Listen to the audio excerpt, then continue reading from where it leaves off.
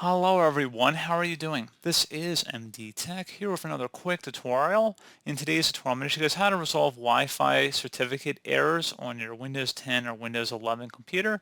So this should hopefully be a pretty straightforward process here, guys, and without further ado, let's go ahead and jump right into it. First thing I recommend doing, make sure your date and time settings are correct down in your system tray. If not, you may have to right click on it and select adjust date and time.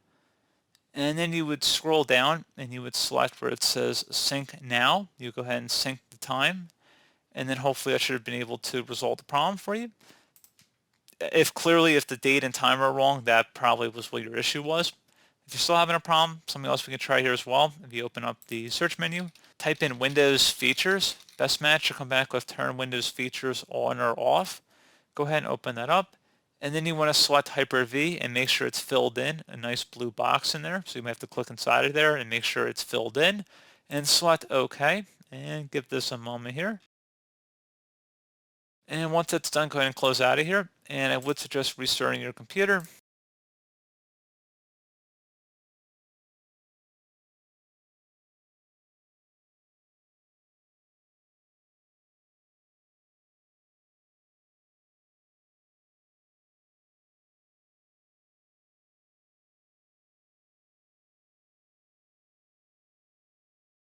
And hopefully your issue has been resolved.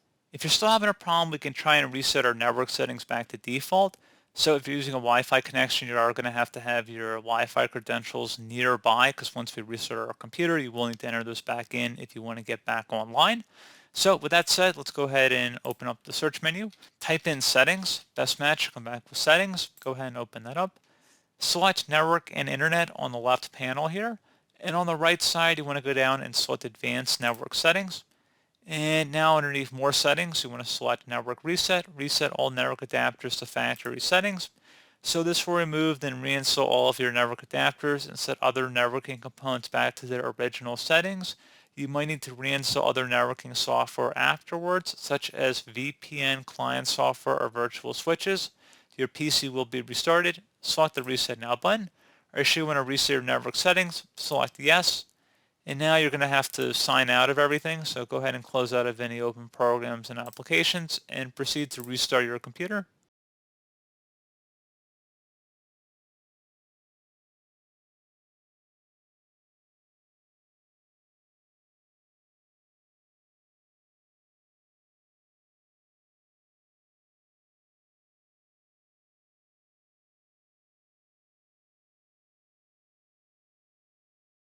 And there you go, guys. Hopefully now at this point your issue has been resolved. And as always, thank you for watching. Do hope I was able to help you out, and I do look forward to catching you all in the next tutorial.